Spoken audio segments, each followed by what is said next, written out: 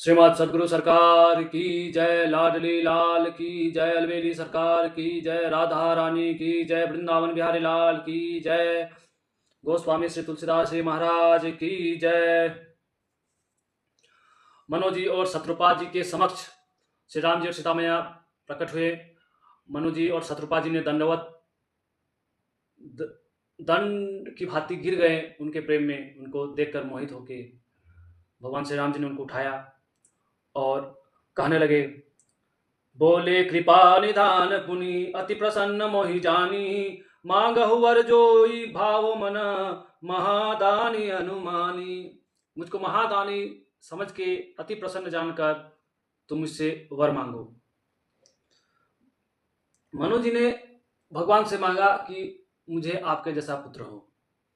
तो भगवान ने उनको वर दिया कि मेरे जैसा मैं कहाँ से ढूंढूं, मेरे जैसा तो और कोई है नहीं, तो मैं स्वयं ही आपका पुत्र होऊंगा। फिर शत्रुपा जी ने कहा कि जो राजा ने वर मांगा वो मुझे अति प्रिय लगा, और अब मुझे राजा ने जो मांगा मुझे अति प्रिय लगा, वो वर मुझे दीजिए और मेरी विनती सुनिए। जे निज भगत नाथ तव ही, जो सुख पावही जो गति लहही, सोई सुख सोई गति सोई भगति, सोई निज चरण सनेहू, सोई विवेक सोई रहनि प्रभु, हमहि कृपा करि देहू। शत्रुपा जी ने कहा, आपके भगत की जो गति होती है, आपके निज जन जो सुख पाते हैं और वे जहाँ रहते हैं, वैसी रहनी वैसी गति वैसी भक्ति और वैसा ही निज चरणों का स्नेह वैसा ही विवेक, हे प्रभु मुझे दीजिए। फिर भगवान ने कहा, जे कछु रुचि तुम्हारे मन माही, मैं सो दिन सब संशय नाही, मातु विवेक अलौकिक तोरे, कबहु न मिटे अनुग्रह मोरे। भगवान ने कहा कि आपके मन में जो कुछ भी रुचि है वो सब मैंने दिया। हे माता जी, आपका ये अलौकिक विवेक कभी भी मेरे कृपा से नहीं मिटेगा। इस प्रकार श्री राम जी ने माता कौशल्या के विवेक की अति प्रशंसा की। क्या कि आपका एक अलौकिक विवेक, ये अलौकिक विवेक क्या है ना, माता कौशल्या ने जाना भगवान के निज जन जो रहनी जो करनी और जो विवेक पाते हैं वो वैसा ही मुझ में हो, वैसा ही गति में पाऊँ, वैसा ही विवेक में पाऊँ, वैसा ही रहनी में पाऊँ, वैसा ही सेवा में पाऊँ। तो इस प्रकार से माता ने भगवान का नित्य उसको क्या बोलते हैं, जिसको समीप रहते हैं, साथ मांग लिया, नित्य साथ। फिर मनु जी ने कहा, प्रभु मेरी एक विनती और है, आपके चरणों में मेरी वैसे ही प्रीति हो जैसे पुत्र के लिए पिता की होती है, जैसे मणि के बिना सांप और जल के बिना मछली, वैसे ही मेरा जीवन आपके अधीन रहे। मनु जी ने एक बार और मांगा कि मैं आपके बिना रह ना सकूं, जैसे एक पिता अपने पुत्र की से प्रेम करता है वैसे ही मैं प्रेम आपसे करूं, और मछली जैसे जल के बिना रह ना सकती है वैसे मैं भी आपके बिना रह ना सकूं। इस प्रकार महाराज दशरथ जी ने वात्सल भाव का दिव्य प्रेम मांगा। 5 भाव होते हैं, एक शांत भाव, दास्य भाव, सख्य भाव, वात्सल भाव और माधुर्य भाव। शांत भाव वाले जो भक्त हैं वो बैकुंठ में भगवान नारायण के प्रजा होते हैं। दास्य भाव जैसे हनुमान जी, तुलसीदास गोस्वामी जी हैं और भरत महाराज हैं। इस प्रकार दास्य भाव वाले जो भक्त हैं वो भी भगवान के यहाँ परिकर बनते हैं। सख्य भाव वाले भगवान के सखा बनते हैं, जैसे मनसुखा, तनसुखा, धनसुखा भगवान श्री राम के सुग्रीव, विभीषण। इस प्रकार सख्य भाव वाले महापुरुष का गति यहाँ तक है। फिर वात्सल्य भाव वाले महापुरुष, उनके माता पिता अंकल आंटी इस प्रकार भगवान के बनते हैं, जैसे जसोदा मैया, नंद बाबा, देवकी, वसुदेव, दशरथ जी। इस प्रकार जो कौशल्या माता, इस प्रकार वात्सल्य भाव वाले महापुरुष की ये गति होती है। और जो माधुर्य भाव वाले महापुरुष होते हैं वे भगवान के प्रियतम माँ बनती है। भगवान की इस प्रकार से गोपी हो गई, पत्नी रुक्मिणी। और माधुर्य भाव में भी बहुत सारी गति होती है, जिसमें अलग अलग लेवल का होता है, एक से ऊपर एक के बढ़कर है, उसको बाद में विस्तार से बोला जाएगा। तो सर्वश्रेष्ठ माधुर्य भाव वाला प्रेम है। माधुर्य भाव वाला प्रेम में भगवान की एकदम सानिध्य मिलता है और एकदम जैसे सीक्रेट होता है, वो प्रिया प्रियतम का ही होता है। जगत में भी पति पत्नी में एकदम नज़दीक होती है, उससे दूरी माता पिता से होती है, उससे दूरी दोस्त से होती है, उससे दूरी नौकर से होती है, उससे दूरी होती है प्रजा से। तो इसी प्रकार भगवान से जितना नज़दीकी के मामले में रस की दृष्टि से माधुर्य भाव सर्वश्रेष्ठ है। इस प्रकार मनोज जी ने वात्सल भाव वाला दिव्य प्रेम मांगा और यह कहा कि आपके बिना मैं तनिक भी जीवित न रहूं, जैसे मछली के बिना, जल के बिना मछली जीवित नहीं रहती, इस प्रकार आपसे मेरा प्रेम हो। असबर मांगी चरण गहि रहे, एवमस्तु करुणा निधि कहे। अब तुम मम अनुशासन मानी, बसऊ जाई सुरपति रजधानी। तह करि भोग विशाल, तात गए कछु काल पुनि, होई हूँ अवध भुआल, तब मैं होब तुम्हार सुत। इस प्रकार भगवान श्री राम ने एवं मस्तु करके जो वर मांगा मनुज शत्रुपा जी ने उनको दिया, और भगवान बोले कि अब जाके सुरपुर इंद्रलोक में आप निवास कीजिए और कुछ काल पश्चात आप अवध के राजा होंगे और उस समय मैं आपका पुत्र होऊंगा। इच्छा मैं नरवेश सवारे, होई हम प्रगट निकेत तुम्हारे। अनशन सहित देह धरिताता, करिहु चरित भगत सुख दाता। जे सुनि सादर नर बड़भागी, भव तरिहहि ममता मद त्यागी। इच्छा मैं नरवेश सवारे, हो ही हूँ प्रगट निकेत तुम्हारे। जब आप अवध के राजा बनोगे तब मैं इच्छा में नरवेश धारण करके आपके घर में प्रकट होऊंगा और अंशन सहित देह धराता, अपने समस्त अंशों के साथ, चतुर्व्यूह वंश, भरत जी, लक्ष्मण जी, शत्रुघ्न जी तथा सीता मैया सबके साथ, लक्ष्मण जी के साथ और अपने और सभी अंशों के साथ नाना विधि का चरित्र करूंगा, लीला करूंगा, इसी को लीला बोलते हैं। और चरित्र करके भगत को सुख पहुंचाऊंगा। नाना अंशन सहित देह धरिताता, करिहु चरित भगत सुख दाता। सभी अंशों के साथ मिलकर चरित्र करूंगा, भगत को सुख देने वाली। और जे सुनि सादर नर बड़ भागी, भव तरियाहि ममता मद त्यागी। इस प्रकार का यह चरित्र, राम जी का रामायण चरित्र जो सुन के समस्त दुखों से छुटकारा पाके भव सागर को तर जाएंगे, बड़ा भाग्यशाली जन। इस प्रकार भगवान ने कहा कि जो मैं चरित्र करूंगा, यह चरित्र का उद्देश्य रहेगा कि सभी कह के सुन के बार बार इसका मनन चिंतन करके भव सागर से नर पार। भगवान अत्यंत दयामय, अत्यंत करुणाकारी, अत्यंत कृपालु हैं। बार बार भगवान लेने का यही एक उद्देश्य रहता है कि हमें उनका सब्जेक्ट प्राप्त हो, हमें उनकी कहानी प्राप्त हो, हमें भगवान से प्यार हो और हम उनके समीप पहुंचे और इस माया संसार, दुख रूपी संसार से छुटकारा पाके नित्य उनके धाम में वास करें। यह इतिहास पुनित अति उमहि कही, यह इतिहास पुनीत अति उमहि कही वृषकेतु। भरद्वाज सुनो अपर मुनि, राम जन्म कर हेतु। याज्ञवल्क्य जी भरद्वाज जी से कह रहे हैं कि इस प्रकार यह इतिहास भगवान शिव जी ने उमा पार्वती जी को कहा। अब भरद्वाज जी श्री राम जन्म का और एक कारण सुनिए। शिव जी ने माता पार्वती को श्री राम जी के जन्म का जो एक और कारण बताया वो सुनिए। कैकेयी देश के राजा सत्यकेतु के दो वीर पुत्र हुए, एक प्रताप भानु, दूजा अरिमर्दन। समय आने पर ज्येष्ठ पुत्र प्रताप भानु को राज देकर राजा सत्यकेतु साधना हेतु वन को चल दिए। राजा प्रताप भानु का एक शुक्राचार्य के समान हित करने वाला धर्मरुचि नामक परम बुद्धिमान मंत्री था। राजा प्रताप भानु ने समस्त पृथ्वी, समस्त राजाओं को हराकर एक छत्र राज्य प्राप्त किया एवं हजार हजार यज्ञ आदि बहुत सारे कल्याण कार्य किए। एक बार राजा प्रताप भानु शिकार का सब सामान सजाकर विंध्याचल के जंगल में गए। वन में एक ऐसे विशाल सुअर का शिकार हेतु पीछा करने लगा जैसे उन्होंने पहले कभी नहीं देखा था, बड़ा भयानक। पीछा करते करते वह मायावी सुअर बहुत घने जंगल में एक गुफा में अंदर छुप गया। राजा को अंदेशा नहीं हुआ कि वह कितनी दूर आ गया। प्यास भूख के मारे उनका गला सूखने लगा।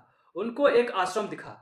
वहां कपट से मुनि का वेश बनाकर प्रताप भानु का दुश्मन राजा रहता था, जिसे युद्ध में प्रताप भानु ने हराया था एवं युद्ध से भगा दिया था। अहंकारी होने के कारण वह अपना राज्य वापस नहीं गया एवं बदला लेने की इच्छा से सही समय के इंतजार में वह उस आश्रम में रहता था, घने जंगल में।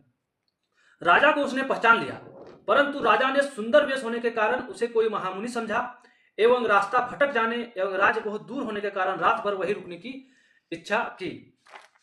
तपस्वी ने राजा को सरोवर दिखाया एवं भोजन आदि कराकर अपने आश्रम में आसन दिया एवं अपने परमार्थवादी वचनों से राजा को यह विश्वास दिला दिया कि वह परम तपस्वी एवं बहुत बड़ी शक्ति है। राजा उसके जाल में फंसकर उसे गुरु मान लिया एवं कल्प भर अपना राज्य चलाने एवं सर्वशक्तिमान होने का वरदान मांगने लगा। तपस्वी ने कहा, ऐसा ही हो, परंतु ब्राह्मण कुल को छोड़कर काल भी तुम्हारे चरणों में सिर नवाएगा। राजा ने पूछा, विप्र को कैसे वश में किया जाए, कृपा करके बताइए।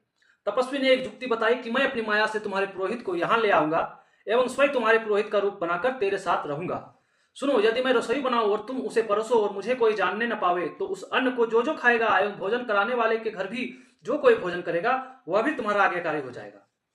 तुम नित्य नए 1,00,000 ब्राह्मणों को निमंत्रित करना और मैं प्रतिदिन भोजन बना दिया करूंगा। इस प्रकार सब ब्राह्मण तुम्हारे वश में हो जाएंगे। हे राजन, रात बहुत बीत गई है, अब सो जाओ। आज से तीसरे दिन मुझसे तुम्हारी भेंट होगी। तब के बल से मैं घोड़े सहित तुमको सोते ही मैं घर पहुंचा दूंगा। मैं वही पुरोहित का वेश धर कर आऊंगा। जब मैं एकांत में तुमको यह सब कथा सुनाऊं तो तुम मुझे पहचान लेना। राजा थका था, सोते ही उसके गहरी नींद आ गई। उसी समय वहां कपटी तपस्वी का मित्र कालकेतु राक्षस आया। वह बड़ा मायावी था। उसी ने छल से सुअर का रूप धरकर राजा को भटकाया था।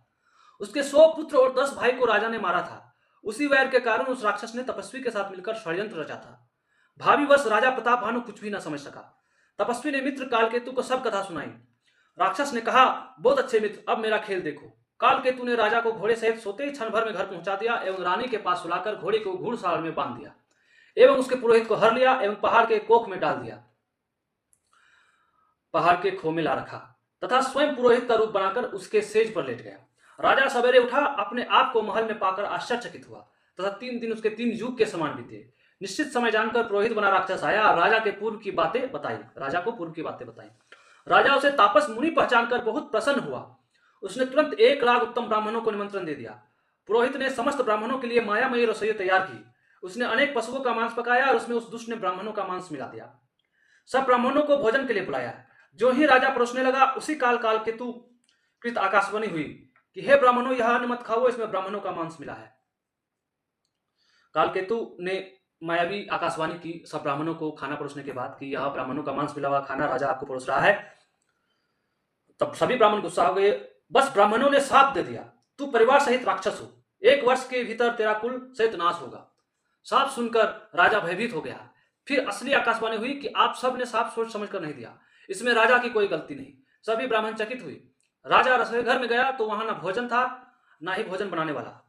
सभी ब्राह्मण बोले, हे राजन, यद्यपि तुम्हारा दोष नहीं है तो भी होनहार नहीं मिटता। फिर असली पुरोहित को राक्षस ने उसके घर पहुंचाया एवं तपस्वी को खबर दी। उस दुष्ट तपस्वी ने जहां तहां पत्र भेजे तथा सब वैरी राजा सेना सजाकर नगर को घेर लिया। युद्ध में राजा उसकी सारी सेना जूझ मरे। सत्यकेतु के कुल में कोई जीवित नहीं बचा। शत्रु को जीतकर नगर बसाकर सब राजा चले गए। ये कहानी अत्यंत ही सीख देने वाली है कि कैसे राजा प्रताप भानु पूरे विश्व का एक छत्र राजा था, लेकिन फिर भी उसकी माइक वासना नहीं गई।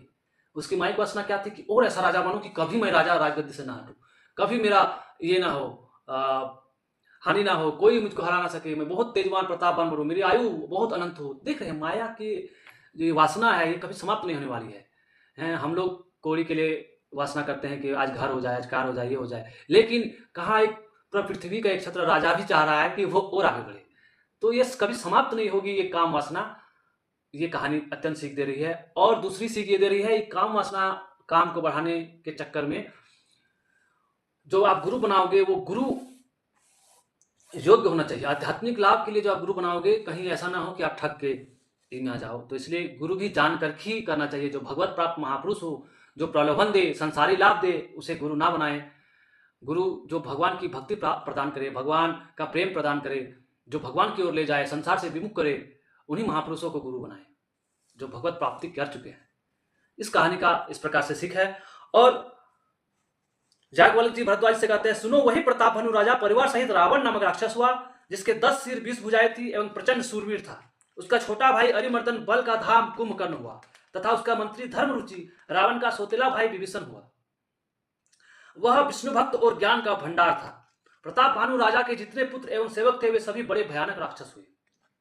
उपजे जदपि पुलत्स्य कुल पावन अमल अनूप, तदपि महिषुर श्राप बस भये सकल अघरूप। यद्यपि वो जो प्रताप भानु राजा और उसके समस्त कुल पुलत्स्य कुल के, ऋषि पुलत्स्य के कुल में उत्पन्न हुए थे, परम पवित्र कुल में, परंतु उस श्राप के कारण सभी पाप रूप हुए और सभी राक्षस की गति को प्राप्त हुए और सभी भयानक राक्षस हुए और पाप करने वाले हुए। उन तीनों भाई रावण, कुंभकर्ण, लक्ष्मण ने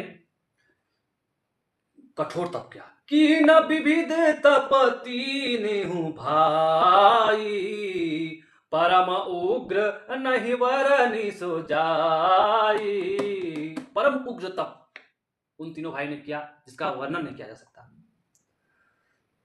गयऊ निकट तब देखी विधाता, मांगहु बर प्रसन्न मैं ताता। विधाता भगवान ब्रह्मा जी नजदीक गए और उनसे बोले, मैं परम प्रसन्न हूं, वर मांगो।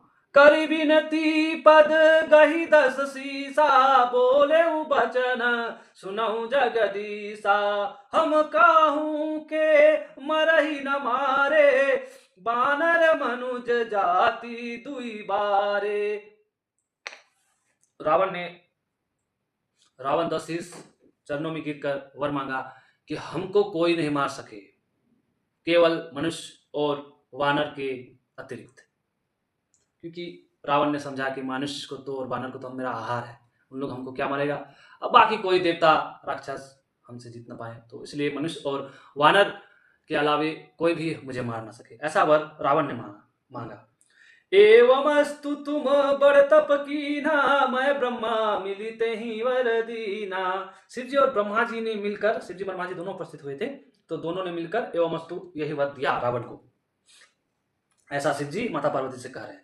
पुनि प्रभु कुंभ करण पही गय हूं, तेहि बिलो की मन विस्मय भय हूं। फिर ब्रह्मा जी और शिव जी कुंभकर्ण के पास गए और कुंभकर्ण को देखकर बड़ी विस्मय हुआ। उनको क्या हुआ, जो यही खल नित करब आहारू, होई सब उजारी संसारू। जो यह कुंभकर्ण नित आहार करेगा तो पूरा संसार ही उजाड़ देगा। तब शारद प्रेरिता सुमति फेरी, मांगे नींद मास सट केरी। तब ब्रह्मा जी ने माता सरस्वती को प्रेरित करके उसकी मति को फेर दी। तो कुंभकर्ण ने इंद्रासन मांग रहा था, कुंभकर्ण मन में सोचा था इंद्रासन मांगूंगा, और उन्होंने मांगा निद्रासन। तो ब्रह्मा जी ने उसको 6 मास का नींद और 1 दिन का जागरण दिया। 1 दिन जागेगा और 6 मास सोएगा। गए विभीषण पास पुनि, कहो पुत्र वर मांगो, तई मांगे भगवंत पद कमल अमल अनुरागो। तिन्हि देई बर ब्रह्मा सिधाए, हर्षित ते अपने गृह आए। भगवान शिव जी माता पार्वती से कह रहे हैं कि फिर छोटे भाई विभीषण के पास गए, तो विभीषण जी ने भगवान के पद पर अमल कभी खत्म ना होने वाली भक्ति मांगी। ब्रह्मा जी एवं अस्तु करके अपने लोक को चले गए और वो तीनों भी हर्षित होकर अपने घर गए।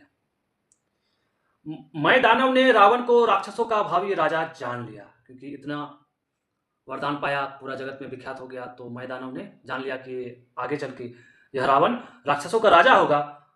अपनी परम सुंदरी कन्या मंदोदरी उसको भेंट की। अच्छी स्त्री पाकर रावण प्रसन्न हुआ और फिर उसने जाकर दोनों भाइयों का विवाह कर दिया। समुद्र के बीच में त्रिकुट नामक पर्वत पर ब्रह्मा जी का बनाया हुआ एवं मय दानव का सजाया हुआ एक बड़ा भारी किला था, जो भोगवती एवं अमरावती से भी बाका एवं सुंदर था। जगत में उसका नाम लंका प्रसिद्ध हुआ। हरि प्रेरित जय कल्प जोई, जादू धान पति होई, सुर प्रताप यतुल बल दल समेत बस सोई। भगवान की प्रेरणा से जिस कल्प में, प्रत्येक कल्प में जो भी राक्षसों का राजा होता है वो उस लंका नगरी में रहता था। पहले वहां बड़े बड़े योद्धा राक्षस रहते थे, तो देवताओं ने उन सबको युद्ध में मार डाला और अब इंद्र की प्रेरणा से वहां कुबेर के 1 करोड़ राक्षस यक्ष लोग रहते हैं। कुबेर के 1 करोड़ रक्षक यक्ष लोग रहते हैं। पहले हमेशा से यही नियम था कि प्रत्येक कल्प में जो भी राक्षसों का राजा होगा वो लंका नगरी में रहेगा, परंतु देवताओं ने राक्षसों को हराकर उससे वो लंका नगरी छीन ली थी और कुबेर को प्रेरणा देकर कुबेर के रक्षक वहां पे रहते थे 1 करोड़।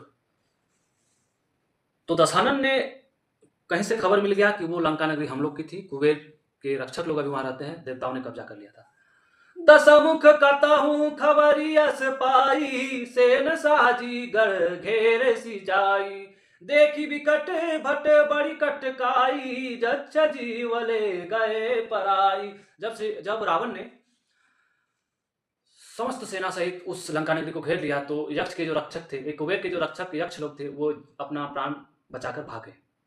तब रावण ने घूम फिरकर सारा नगर देखा, उसे अपने अनुचर सहित निवास हेतु वह स्थान उत्तम लगा। उस पुरी को स्वाभाविक ही सुंदर और दुर्गम अनुमान करके रावण ने वहां अपनी राजधानी कायम की। योग्यता के अनुसार घरों को बांटकर रावण ने सब राक्षसों को सुखी किया। रावण ने उस नगर पर अधिकार कर लिया, लंका नगरी पर, और समस्त राक्षसों को, अपनी सेना को, अपनी प्रजा को घर मकान दिए और बस गया वहां पे। फिर एक बार कुबेर पर धावा, पुष्पक जान जीती ले आवा, को तू कहीं कैलाश पुनी, लीन सी जाई उठाई, मनहु तोली निज बाहुबल, चला बहुत सुख पाही। फिर रावण ने कुबेर पर एक बार धावा किया और उसका पुष्पक विमान जो था वो छीन के ले आए। फिर कौतुक ही से वो कैलाश पर्वत पर चले गए और कैलाश पर्वत को शिव जी को प्रसन्न करने के लिए उठा लिया और बहुत सुख पाके कि हाँ मेरा बहुत बल है, फिर वहां से चला आया। इस प्रकार रावण का अहंकार दिन ब दिन बढ़ने लगा और सभी को धीरे धीरे जीतने लगा, सबसे कुछ न कुछ हासिल करने लगा, छीनने लगा। सुख संपत्ति सुत सैन सहाई, जय प्रताप बल बुद्धि बढ़ाई, नित नूतन सब बाढ़त जाई, जिमि प्रति लाभ लोभ अधिकाई। जैसे प्रत्येक लाभ में लोभ निरंतर बढ़ने लगता है, जैसे आहुति में, जैसे अग्नि की आहुति होती है उसमें घी डालने से और आग फैलता है, उसी तरह ये हम लोग का संसारी लाभ है। जितना संसारी लाभ आदमी, जितना संसारी संपत्ति वाला रहता है, उसका और अत्यधिक लोभ बढ़ते जाता है। प्रतिलाभ लोभ अधिकाई। इस प्रकार रावण का भी यही हाल हुआ। उसकी शक्ति, उसकी संपत्ति जितनी बढ़ती है उसका लोभ और बढ़ते जाता है। अत्यंत बलवान कुंभकर्ण सा उसका भाई था, जिसके जोड़ का योद्धा जगत में पैदा ही नहीं हुआ। उसके जागते ही तीनों लोगों में हाहाकार मच जाता था, तहलका मच जाता था। और मेघनाथ रावण का बड़ा लड़का था, जिसका जगत के योद्धाओं में पहला नंबर था, और रण में कोई भी उसका सामना नहीं कर सकता था। स्वर्ग में तो उसके भय से नित्य भगदड़ मची रहती थी। कुमुख अकंपन कूली सरद, धूम के तु अतिकाय, एक एक जग जीती एक जग जीती सक, ऐसे सुभट निकाय। कुमुख अकंपन कुली सरद धूम केतु अतिकाय, इस प्रकार का रावण का और भी अनेक पुत्र हुए। ये सभी राक्षस, एक एक राक्षस अकेले पूरे जग को जीत सकता था, ऐसा राक्षस रावण के परिकर थे। सभी राक्षस मनमाना रूप बना सकते थे और आसुरी माया जानते थे। उनमें न दया था न धर्म था, उनमें दया धर्म स्वप्न में भी नहीं था। रावण अपने सभी अनुयायी राक्षसों को आज्ञा दे रखी थी कि देवता लोग जो हमारे शत्रु हैं वे सामने आकर युद्ध नहीं करते, बलवान शत्रु को देखकर भाग जाते हैं। तेन कर मरना एक विधि होई, कहूं बुझाई सुनहु अब सोई, द्विज भोजन मख होम सराधा, सबके जाई कराऊं तुम बाधा। रावण ने अपने सभी परिकरों को बुलाया और कहा, देखो देवता लोग अत्यंत कायर हैं, वीरू हैं, वे लोग सामने लड़ाई नहीं करते हैं, हम लोग को देख के ही भाग जाते हैं। तो एक काम करो, उन लोग को जो शक्ति मिलती है वे ब्राह्मणों को भोजन जहां होगा, जहां यज्ञ होगा, जहां श्राद्ध होगा, जहां भजन होगा, इस प्रकार उनसे देवताओं को शक्ति मिलती है, ऐसा रावण का मानना था। तो इससे शक्ति मिलती है। तो ये सब जहाँ होते हैं, जहाँ यज्ञ हो, जहाँ भजन हो, जहाँ मुनि तप करे, जहाँ देवता ब्राह्मणों का सत्कार हो, भोजन हो, सब में समय बाधा डालो। इस प्रकार भूख से दुर्बल और बलहीन देवताओं को मारना आसान होगा। मेघनाथ की भी आज्ञा थी कि जो देवता रण में धीर और बलवान है, जिन्हें लड़ने का अभिमान है, उन्हें युद्ध में जीत कर बांध लाना। मेघनाथ को भी आज्ञा दे रखी थी। रावण ने मेघनाथ को भी कहा था, जो भी देवता बलवान दिखे उसे ही रण में जीत के ले आना, और बाकी सबको इस सब में बाधा डालने के लिए आज्ञा दिया था। और स्वयं रावण बार बार स्वर्ग दिक्पालों के सारे लोगों में धावा करता, परंतु सभी लोगों को सुना पाता। हमने जिधर रावण जाता पहले ही वहां खबर हो जाता कि रावण आ रहा है, वो लोग खाली हो जाता। यहां तक कि जमराज के पास भी रावण जाता था तो जमलोक भी खाली हो जाता था। 10 दिक्पाल इंद्र लोग जाता था, वहां खाली हो जाता था। कुबेर के पास जाता था, वहां भी खाली हो जाता था। सभी भाग जाते थे, क्योंकि रावण को कोई मार तो सकता नहीं, जीत तो सकता नहीं था। इस प्रकार सब लोग सुना पाता था। जिधर भी आक्रमण करने जाता था वहां खाली दिखता था, उसे आक्रमण करने को कोई मिलता ही नहीं था। सूर्य, चंद्रमा, वायु, वरुण, कुबेर, अग्नि, काल और जम, किन्नर, सिद्ध, मनुष्य, देवता और नाग, सभी के पीछे वो हठपूर्वक पड़ गया। ब्रह्मा जी की सृष्टि में जहां तक शरीरधारी थे सभी रावण के अधीन हो गए। इस प्रकार रावण परम अहंकारी, परम बलवान, परम शक्तिशाली पूरी सृष्टि पर अधिकार कर लिया। राधे राधे। श्रीमद सदगुरु सरकार की जय। जगत गुरु उत्तम श्री कृपालु महाप्रभु की जय। गोस्वामी श्री तुलसीदास जी महाराज की जय।